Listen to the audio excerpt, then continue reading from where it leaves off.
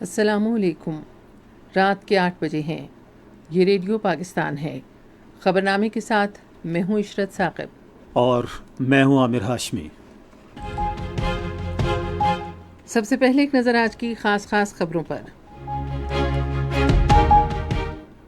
وزیر اعظم پاکستان ترکیہ آذربائیجان سے فریقی سربراہ اجلاس میں شرکت کے لیے آذربائیجان میں ہیں۔ فیلڈ مارشل پاکستان اور ایرانی مسلح افواج کے چیف آف جنرل اسٹاف نے تہران میں ملاقات کے دوران علاقائی سلامتی کی ابھرتی ہوئی صورتحال پر تبادلہ خیال کیا۔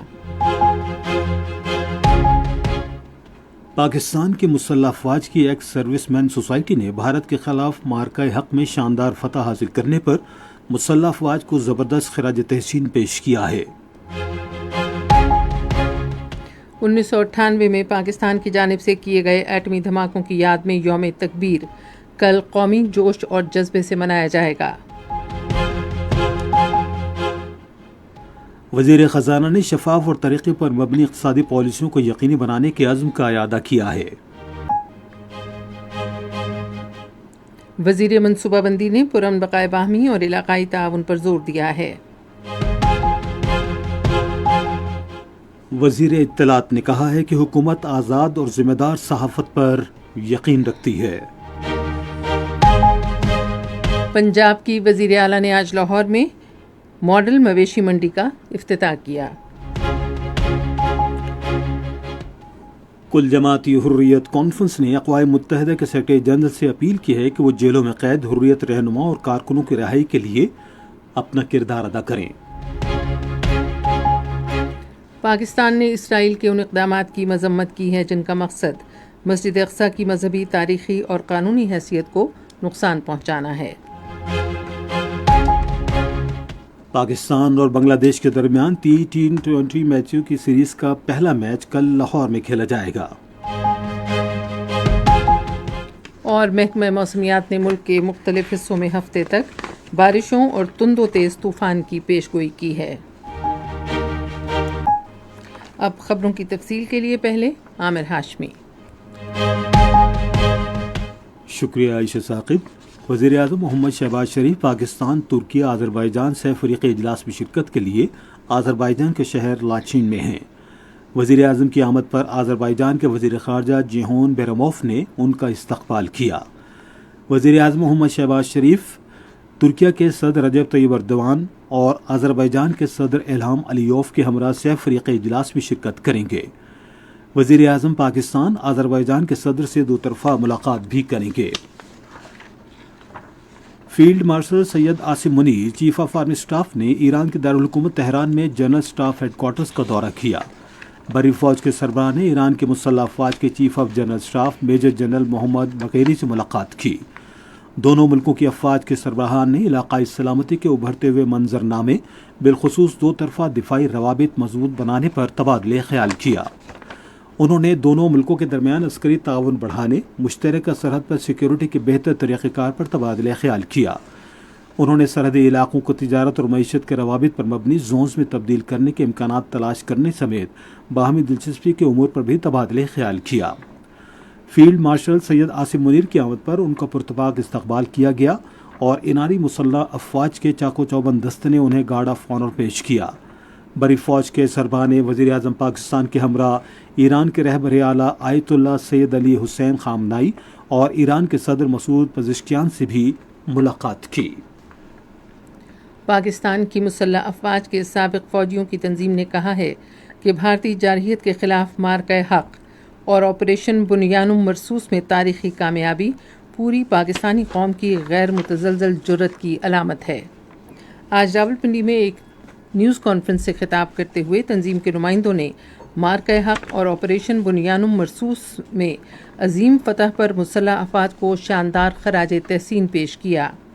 انہوں نے دشمن کی بلا اشتعال جارحیت کے جواب میں پاکستان کو کامیابی سے ہمکنار کرنے پر army chief field marshal Syed Asim Munir کو تینوں مسلح افواج کی مثالی انداز میں قیادت کرنے پر سراہا۔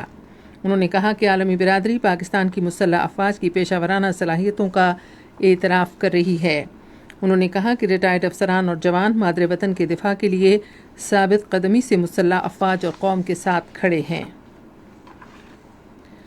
1998 کو پاکستان کے ایٹمی تجربات کی یاد میں یوم تکبیر کل قومی جوش اور جذبے سے منایا جائے گا. کل عام تعطیل ہوگی. اس دن پاکستان ایٹمی ہتھیار رکھنے والا دنیا کا 7واں اور پہلا اسلامی ایٹمی ملک بنا تھا. پاکستان کے ایٹمی پروگرام کے بانی ڈاکٹر عبدالقدیر خان اور ڈاکٹر سمر مبارک مند کی قیادت میں پاکستانی سائنسدانوں کی ٹیم نے بلوچستان کے ضلع چاغی کے راسکو پہاڑوں میں ایٹمی تجربات کیے تھے. یہ دھماکے پاکستان کی داخلی سالمیت، آزادی اور خود مختاری کے تحفظ کے لیے پاکستانی قوم کے عزم کا اظہار تھے. سابق وزیر اعظم ذوالفقار علی بھٹو کا تاریخی بیان کہ وہ بھوکے رہ لیں گے لیکن ملک کو ایک ایٹمی طاقت بنائیں گے، یہ سنگ میل عبور کرنے کا باعث بنا.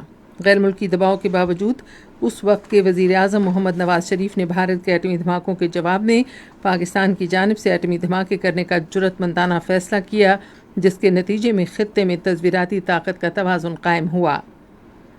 پاکستان کسی بھی جارحیت یا مہم جوئی کو ناکام بنانے کی صلاحیت کا حق رکھتے ہوئے جنوبی ایشیا میں امن و استحکام کے ماحول کے فروغ کے لیے پرعزم ہے.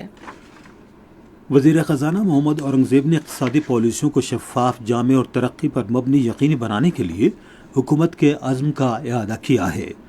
وہ پاکستان ایسوسی ایشن آف لارج اسٹیل پروڈیوسرز کے وفد سے گفتگو کر رہے تھے، جس نے آج اسلام آباد میں ان سے ملاقات کی. وفاقی وزیر نے اسٹیل کی صنعت کی مدد کرنے کے حکومتی عزم کا اعادہ کیا. انہوں نے کہا کہ معیشت کے استحکام کے لیے ہر شعبے کو اپنا کردار ادا کرنا ہوگا. وفاقی وزیر نے کہا کہ حکومت ٹیکس کا دائرہ کار بڑھانے، تنخواہ دار طبقے پر بوجھ کم کرنے اور غیر دستاویزی معیشت کو نظام کے تحت لانے کی حکمت عملی پر عمل پیرا ہے. وفد نے وزیر خزانہ کو اسٹیل کی صنعت کو درپیش اہم مسائل کے بارے میں بتایا. ادھر وزیر خزانہ نے آج اسلام آباد میں ایک اجلاس کی صدارت کی، جس میں پاکستان کو ڈیجیٹل معیشت پر مبنی نظام پر منتقل کرنے کے اقدامات پر غور کیا گیا. اجلاس میں ڈیجیٹل ادائیگیاں صارفین اور کاروباری حلقوں دونوں کے لیے زیادہ پرکشش اور کم خرچ بنانے پر اتفاق کیا گیا. وزیر خزانہ نے اس بات پر زور دیا کہ ڈیجیٹلائزیشن پاکستان کی معاشی جدیدیت کے ایجنڈے کا مرکزی جزو ہے. انہوں نے کہا کہ ڈیجیٹل ادائیگیوں کے دائرہ کار کو وسعت دے کر مالی شفافیت اور عوام اور نجی شعبے کی کارکردگی میں بہتری آئے گی. وزیر منصوبہ بندی احسن اقبال نے خطے میں اقتصادی روابط کے قیام کے لیے پاکستان کے عزم کا اعادہ کیا ہے. آج اسلام آباد میں ایک تقریب سے خطاب میں انہوں نے کہا کہ پاکستان کی خارجہ پالیسی جغرافیائی معیشت سے وابستہ ہے اور قومی ترقیاتی ماڈل اڑان پاکستان کے تحت حکمت عملی میں رابطوں، تجارت اور پائیدار ترقی کو مرکزی حیثیت حاصل ہے.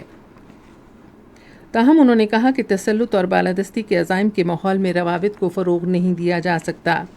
انہوں نے کہا کہ علاقائی تجارت کے لیے امن انتہائی ناگزیر ہے.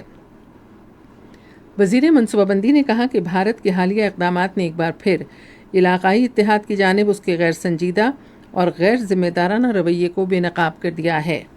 انہوں نے کہا کہ بھارت نے جموں و کشمیر کے عوام کے قانونی اور جائز حقوق مسلسل غصب کرنے اور سارک کے عمل میں رکاوٹیں ڈال کر علاقائی اتحاد کے ایجنڈے کو کئی اشروں پیچھے دھکیل دیا ہے. قومی تحفظ خوراک اور تحقیق کے وزیر رانا تنویر حسین نے کہا ہے کہ حکومت کسان برادری کو درپیش مشکلات کے حل کے لیے پرعزم ہے. انہوں نے آج اسلام آباد میں کسانوں کی یونین کے نمائندوں سے ملاقات کے دوران وفاقی وزیر کو جاری اقدامات کے بارے میں بتایا، جن کا مقصد کسانوں کی بہتری کے لیے انہیں معیاری بیجوں، جدید مشینری اور سستے داموں پر دستیاب کھاد تک رسائی میں بہتری لانا ہے. انہوں نے وفد کو یقین دلایا کہ حکومت پاکستانی زرعی اناج کی برآمدات بڑھانے کے لیے مختلف ملکوں کے ساتھ رابطے میں ہے. انہوں نے کہا کہ کسان برادری کے لیے مثبت نتائج لانے کی غرض سے نئی منڈیوں کی تلاش اور موجودہ برآمدی روابط مستحکم کرنے کے لیے اقدامات کیے گئے ہیں. یہ خبریں آپ ریڈیو پاکستان سے سن رہے ہیں. وزیر اطلاعات و نشریات عطا اللہ تارڑ نے کہا ہے کہ حکومت آزاد، ذمہ دار اور مثبت صحافت پر یقین رکھتی ہے. انہوں نے ایک بیان میں کہا کہ حکومت صحافیوں کو درپیش چیلنجز اور مسائل سے بخوبی آگاہ ہے اور وہ ان مسائل کے حل کے لیے سنجیدہ اقدامات کر رہی ہے. انہوں نے راولپنڈی اسلام آباد کے اسپورٹس جرنلسٹ ایسوسی ایشن کے نو منتخب عہدیداروں کو مبارکباد بھی دی. اطلاعات و نشریات کے بارے میں وفاقی پارلیمانی سیکرٹری دانیال چودھری نے کہا ہے کہ ترقی پسند معاشرے کی تشکیل میں معتبر معلومات اور فہم و فراست پر مبنی ذرائع ابلاغ کا کردار انتہائی اہمیت کا حامل ہے. انہوں نے آج راولپنڈی میں میڈیا لٹریسی سمٹ سے خطاب کرتے ہوئے متنوع، ذمہ دار اور صداقت پر مبنی صحافت کو یقینی بنانے کے لیے مشترکہ کوششوں کی ضرورت پر زور دیا۔ انہوں نے میڈیا خواندگی کو جمہوریت کا اہم عنصر قرار دیا۔ صنعتوں اور پیداوار کے بارے میں وزیر اعظم کے معاون خصوصی ہارون اختر خان نے صنعتوں کو درپیش اہم مسائل کے حل کے لیے کمیٹی تشکیل دینے کا اعلان کیا ہے۔ انہوں نے اس بات کا اعلان آج اسلام آباد میں آل پاکستان سیرامک ٹائلز مینوفیکچررز ایسوسی ایشن کے اجلاس کے دوران کیا۔ یہ کمیٹی ٹائلز مینوفیکچررز ایسوسی ایشن اور انجینئرنگ کے ترقیاتی بورڈ کے ارکان پر مشتمل ہوگی، جو اس سلسلے میں ہونے والی پیش رفت سے متعلق رپورٹ جمعرات تک پیش کرے گی۔ اس موقع پر گفتگو کرتے ہوئے ہارون اختر خان نے کہا کہ حکومت صنعتی شعبے کی معاونت اور بحالی کے لیے پرعزم ہے۔ پاکستان میں قازقستان کے سفیر یرزان کستافن نے پاکستان کے ساتھ تعلقات مزید مضبوط بنانے کے لیے اپنے ملک کے عزم کا اعادہ کیا ہے۔ انہوں نے آج اسلام آباد میں اسلام آباد پالیسی ریسرچ انسٹی ٹیوٹ کے زیر اہتمام ایک تقریب سے خطاب کرتے ہوئے کہا کہ پاکستان وسطی ایشیا کے ملکوں کی عالمی منڈیوں تک رسائی کے لیے مددگار ثابت ہو سکتا ہے۔ انہوں نے علاقائی تعاون کی بڑھتی ہوئی اہمیت اجاگر کرتے ہوئے کہا کہ پاکستان وسطی ایشیا کے سمندر سے محروم ملکوں کی عالمی مارکیٹس تک رسائی میں ایک پل کا کردار ادا کر سکتا ہے۔ انہوں نے کہا کہ قازقستان وسطی ایشیا میں سمندر سے محروم سب سے بڑا ملک ہے، جو پاکستان کے ذریعے اپنی تجارت کو بہتر بنانے پر غور کر رہا ہے۔ وزیر اعلیٰ پنجاب مریم نواز شریف نے آج لاہور میں ملک کی سب سے بڑی ماڈل مویشی منڈی کا افتتاح کیا۔ وزیر اعلیٰ نے ماڈل مویشی منڈی کا دورہ کیا اور وہاں دستیاب سہولتوں کا جائزہ لیا۔ اس موقع پر انہیں اس منصوبے کے بارے میں بتایا گیا۔ وزیر اعلیٰ کو بتایا گیا کہ ماڈل مویشی منڈی میں قربانی کے 25,000 بڑے جبکہ 1,25,000 چھوٹے جانوروں کی گنجائش ہے۔ ماڈل مویشی منڈی میں مسجد، بیت الخلاء، جانوروں کا کلینک، ٹک شاپ، بینک اور ATM کی سہولت موجود ہے۔ ایشیائی ترقیاتی بینک نے سندھ کے پبلک ٹرانسپورٹ نظام میں سرمایہ کاری کرنے میں گہری دلچسپی ظاہر کی ہے۔ اس دلچسپی کا اظہار ایشیائی ترقیاتی بینک کے ایک وفد نے آج کراچی میں ٹرانسپورٹ اور اطلاعات کے سینئر صوبائی وزیر شرجیل انعام میمن سے ملاقات میں کیا۔ ملاقات میں صوبے کے مختلف حصوں میں ٹرانسپورٹ کے شعبے، خاص طور پر صوبے میں الیکٹرک گاڑیاں متعارف کرانے میں ممکنہ سرمایہ کاری پر بات چیت کی گئی۔ شرجیل میمن نے ایشیائی ترقیاتی بینک کے ٹرانسپورٹ کے شعبے میں دلچسپی کا خیر مقدم کرتے ہوئے کہا کہ سندھ حکومت صوبے میں پبلک ٹرانسپورٹ میں انقلابی تبدیلی لانے کے لیے پرعزم ہے۔ خیبر پختونخوا حکومت نے صوبے کی انتظامیہ کو مزید مؤثر بنانے، ادارہ جاتی اصلاحات کرنے اور خدمات کی فراہمی کے نظام مزید بہتر بنانے کے لیے good governance road map initiative کا آغاز کیا ہے۔ وزیر اعلیٰ خیبر پختونخوا علی امین گنڈاپور نے آج پشاور میں ایک تقریب میں گورننس روڈ میپ کا باضابطہ افتتاح کیا۔ اس اقدام کے تحت صحت اور تعلیم سمیت 12 شعبوں میں نظم و نسق کو بہتر بنایا جائے گا۔ جنوبی بلوچستان کے مختلف اضلاع کی انتظامیہ اور اسکولوں کے طلبہ و طالبات نے قزدار میں فتنۃ الہندوستان کے سفاکانہ اور بزدلانہ حملے میں شہید ہونے والے معصوم بچوں کی یاد میں شمع روشن کی اور ان کے اہل خانہ سے بھرپور یکجہتی کا اظہار کیا۔ اس موقع پر شرکاء نے ہاتھوں میں پلے کارڈز اٹھا رکھے تھے جن پر دہشت گردی کے خلاف نعرے درج تھے اور امن و سلامتی کے عزم کا اظہار کیا۔ شرکاء کا کہنا تھا کہ معصوم بچوں کو دہشت گردی کا نشانہ بنانا سفاکی کی انتہا ہے اور ایسی بزدلانہ کارروائیاں انسانیت کے دامن پر بدنما داغ ہیں۔ انہوں نے کہا کہ دہشت گرد اس معاشرے کا ناسور ہیں جو کسی رعایت معافی کے مستحق نہیں۔ انہوں نے کہا کہ قوم کو متحد ہو کر ان کے خلاف کھڑا ہونا ہوگا تاکہ آئندہ کوئی ہاتھ معصوموں کی طرف اٹھنے کی جسارت نہ کر سکے۔ آج بلوچستان میں نوشکی کے علاقے قلی محمد حسنی میں نامعلوم مسلح افراد کی فائرنگ سے پولیو ٹیم کی حفاظت پر مامور ایک پولیس اہلکار شہید ہو گیا۔ صدر آصف علی زرداری اور وزیر اعظم شہباز شریف نے پولیو ٹیم پر حملے کی شدید مذمت کی۔ انہوں نے اپنے الگ الگ پیغامات میں شہداء کے اہل خانہ سے دلی تعزیت اور ہمدردی کا اظہار کیا۔ انہوں نے ایک بار پھر کہا کہ پولیو مہم کو نشانہ بنانے والے دہشت گردوں کے خلاف سخت کارروائی کی جائے گی۔ عید الاضحیٰ کے لیے ذوالحجہ 1446 ہجری کا چاند دیکھنے کے لیے مرکزی رویت ہلال کمیٹی کا اجلاس اسلام آباد میں جاری ہے۔ کمیٹی کے چیئرمین مولانا سید محمد عبد القبیر آزاد اجلاس کی صدارت کر رہے ہیں۔ زونل رویت ہلال کمیٹیوں کے اجلاس بھی متعلقہ ہیڈ کوارٹرز میں جاری ہیں۔ یہ خبریں ریڈیو پاکستان سے نشر کی جا رہی ہیں۔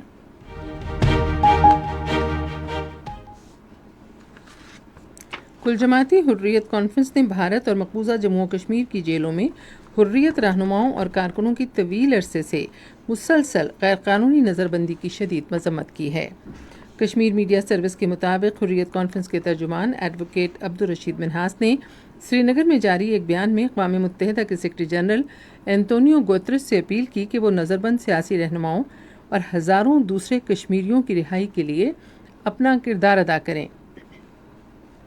انہوں نے کہا کہ مودی انتظامیہ جموں و کشمیر پر بھارت کے غیر قانونی قبضے کی مخالفت کرنے پر کشمیریوں کو نشانہ بنا رہی ہے۔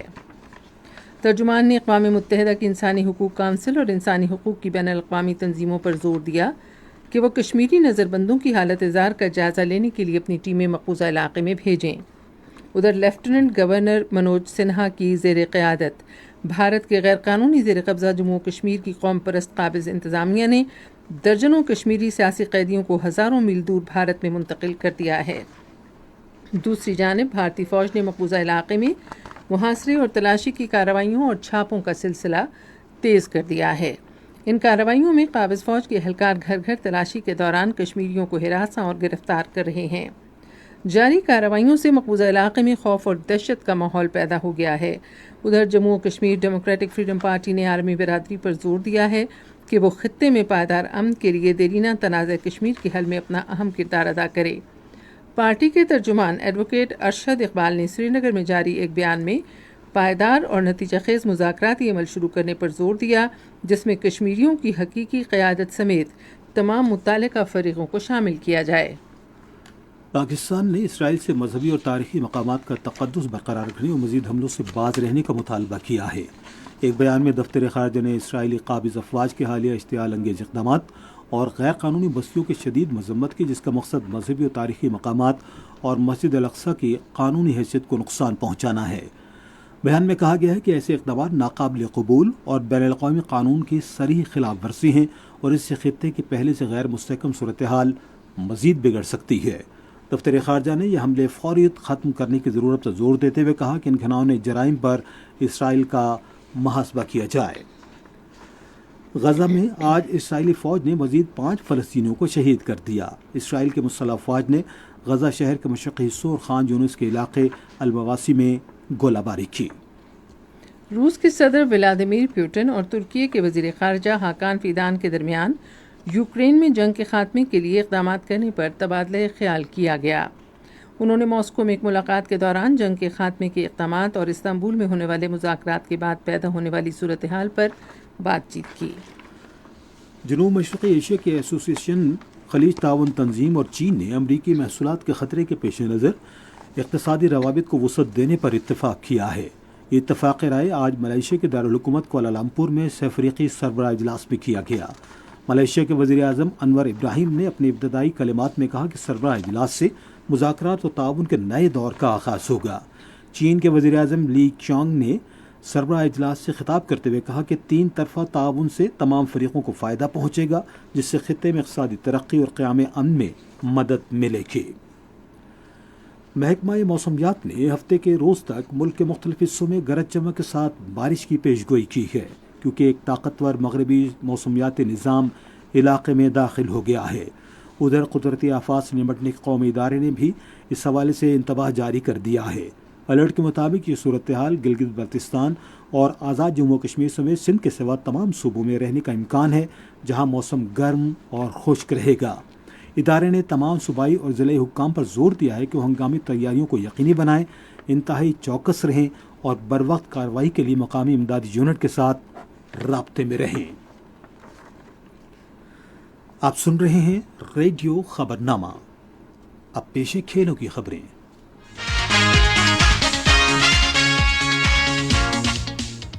پاکستان اور بنگلہ دیش کے درمیان 3 میچوں کی سیریز کا پہلا T20 میچ کل لاہور میں کھیلا جائے گا۔ میچ رات 8 بجے شروع ہوگا۔ دوسرا T20 میچ جمعے اور تیسرا اور آخری T20 میچ اتوار کے روز کھیلا جائے گا۔ تینوں میچ لاہور ہی میں کھیلے جائیں گے۔ پاکستانی ٹیم کی قیادت سلمان علی آغا اور بنگلہ دیشی ٹیم کی قیادت لٹن داس کریں گے۔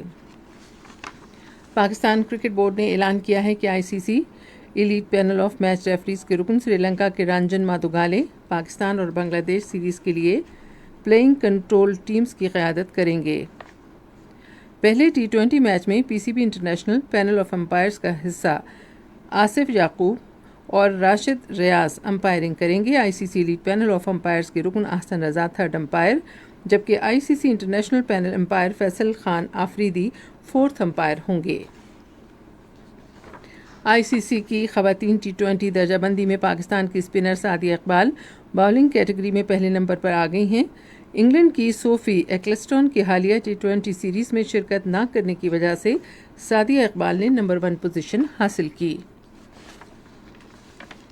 پاکستان مارشل آرٹسٹ عرفان محسود نے مزید 4 گنیز ورلڈ ریکارڈ کی منظوری کے بعد ایک اور سنگ میل عبور کر لیا ہے۔ ایک بیان میں انہوں نے کہا کہ انہوں نے ایک 9ویں اور 3 اطالوی گنیز ورلڈ ریکارڈ توڑے ہیں۔ انہوں نے کہا کہ انہوں نے 80 پاؤنڈ وزن اٹھا کر ہاتھوں کی انگلیوں سے 35 پش اپس لگاتے ہوئے 9ویں کے 32 پش اپس کا عالمی ریکارڈ توڑا۔ انہوں نے martial push ups, squats, jumping jacks, step ups, knee strikes, elbow strikes, side jumps, high jumps اور اسٹارٹ جمپس وغیرہ کے ریکارڈ بھی توڑے۔ اب سنتے ہیں تجارتی خبریں۔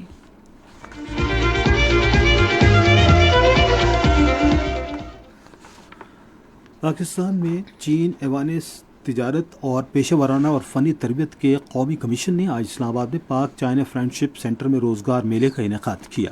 میلے میں پاکستان میں کام کرنے والی 20 سرکردہ چینی کمپنیوں نے حصہ لیا اور باصلاحیت پاکستانی فنی اور پیشہ ورانہ گریجویٹس کو 500 سے زائد روزگار کے مواقع کی پیشکش کی۔ وفاقی تعلیم اور پیشہ ورانہ تربیت کے وزیر خالد مقبول صدیقی اور پاکستان میں چین کے سفیر جانگ جے ڈونگ اس موقع پر مہمان خصوصی تھے۔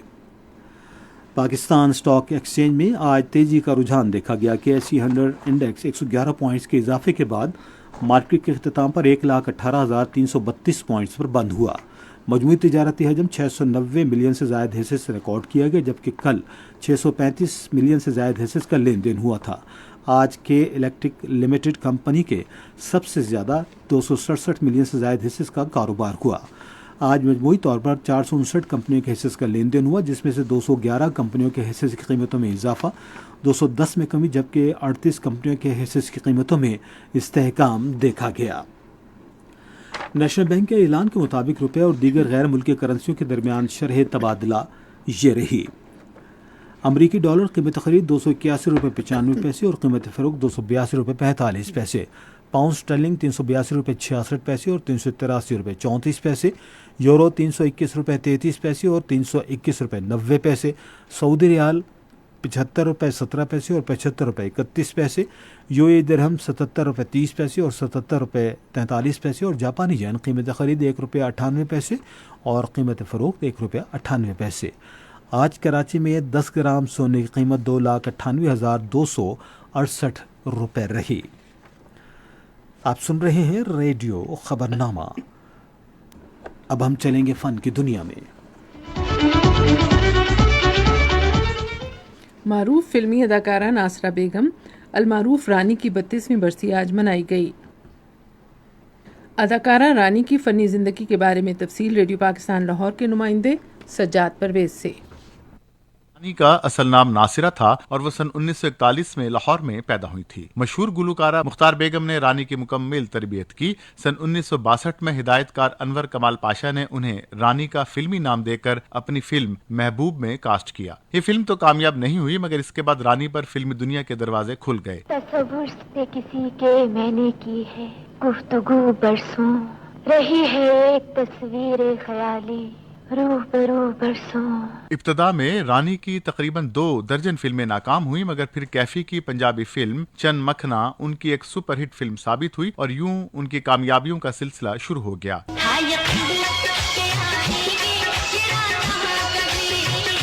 اس کے بعد ان کی جو فلمیں نمائش پذیر ہوئیں ان میں دیور بھابھی، انجمن، تہذیب، دیدار، سریا بھوپالی، پیاس، بابل، سونا چاندی، چند سجنا اور بہارو پھول برساؤ کے نام سر فہرست ہیں۔ رانی نے اپنے فلمی کیریئر میں مجموعی طور پر 168 فلموں میں کام کیا، جن میں 103 فلمیں اردو میں اور 65 فلمیں پنجابی زبان میں بنائی گئی تھیں۔ ان کی آخری فلم کالا طوفان تھی، جو سن 1987 میں نمائش پذیر ہوئی۔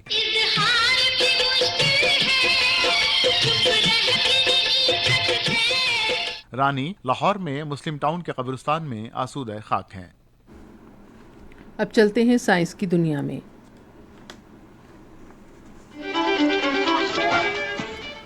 پاکستان کے national cyber emergency response team نے سوشل میڈیا صارفین سے کہا ہے کہ گوگل، مائکروسافٹ اور فیس بک سمیت بڑے پلیٹ فارم سے اہم ڈیٹا چوری ہونے کے بعد اپنے پاس ورڈ تبدیل کر لیں۔ اس سے پہلے بھی ریسپانس ٹیم کی جانب سے انتہائی انتباہ جاری کیا جا چکا ہے۔ عالمی ادارہ صحت نے پاکستان میں تمباکو کے بڑھتے ہوئے تباہ کن استعمال سے مطابق انتباہ جاری کیا ہے، جس میں دعویٰ کیا گیا ہے کہ تمباکو نوشی کے باعث سالانہ تقریباً 1,64,000 افراد موت کے منہ میں چلے جاتے ہیں اور معیشت کو 700 ارب روپے کا نقصان ہو رہا ہے۔ WHO نے پاکستان پر زور دیا ہے کہ وہ تمباکو نوشی پر قابو پانے، اس کے استعمال میں کمی اور جانوں کے تحفظ کے لیے بھاری ٹیکس سمیت سخت اقدامات پر عمل درآمد کرے۔ عالمی ادارے صحت نے اس بات کا اعادہ کیا کہ تمباکو کی تمام مصنوعات مضر صحت ہیں اور عوامی صحت کے اس بحران سے نمٹنے کی کوششوں میں پاکستان کی حمایت جاری رکھے گا۔ اور اب موسم کی تازہ ترین صورتحال جانتے ہیں ماہر موسمیات سعیدہ صالح سے۔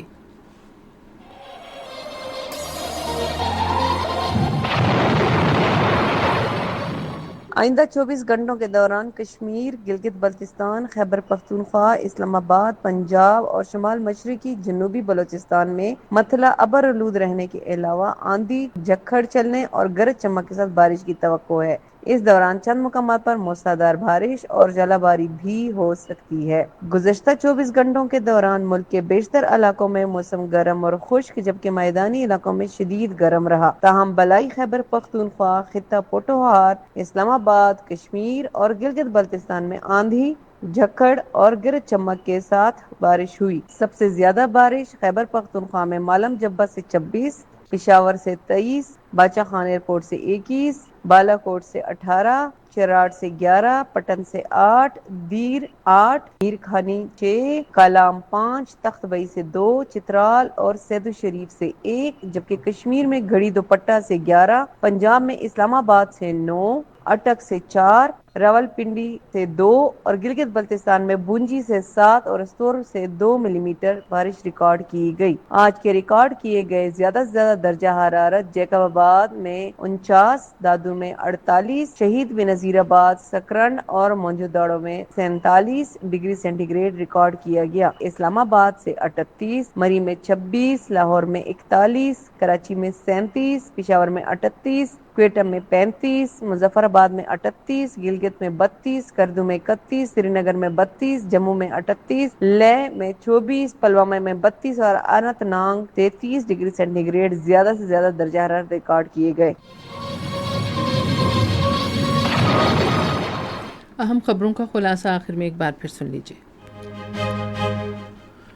وزیر اعظم پاکستان ترکیہ آذربائیجان سے فریقی سربراہ اجلاس میں شرکت کے لیے آذربائیجان میں ہیں۔ فیلڈ مارشل پاکستان اور ایرانی مسلح افواج کے چیف آف جنرل سٹاف نے تہران میں ملاقات کے دوران علاقائی سلامتی کی ابھرتی صورتحال پر تبادلہ خیال کیا۔ پاکستان کی مسلح افواج کی ایکس سروس مین سوسائٹی نے بھارت کے خلاف معرکہ حق میں شاندار فتح حاصل کرنے پر مسلح افواج کو زبردست خراج تحسین پیش کیا ہے۔ 1998 میں پاکستان کی جانب سے کیے گئے ایٹمی دھماکوں کی یاد میں یوم تکبیر کل قومی جوش و جذبے سے منایا جائے گا۔ پاکستان اور بنگلہ دیش کے درمیان 3 T20 میچوں کی سیریز کا پہلا میچ کل لاہور میں کھیلا جائے گا۔ اور محکمہ موسمیات نے ملک کے مختلف حصوں میں ہفتے تک بارشوں اور تند و تیز طوفان کی پیشگوئی کی ہے۔ خبرنامہ آپ نے سنا۔ پینل انجینئر تھے ظہیر شیخ، سپروائزر شعبہ اردو شاہ رخ عثمانی، مدیر ہوم ڈیسک وسیم احمد، مدیر foreign desk Kamal Shamim, news producer Saeed Ahmed, مدیر اعلیٰ عبدالباسط خان، نگران اعلیٰ امان اللہ سپرا، اور یہ پیشکش تھی شعبہ خبر ریڈیو پاکستان کی۔ مزید خبروں اور تجزیوں کے لیے آئیے ہماری ویب سائٹ پر radio.gov.pk اور آپ ریڈیو پاکستان کے official Facebook page radio Pakistan news official پر خبرنامے کی براہ راست ویڈیو اسٹریمنگ بھی ملاحظہ کر سکتے ہیں۔ اسی کے ساتھ ثاقب عامر ہاشمی کو اجازت دیجیے۔ اللہ نگہبان۔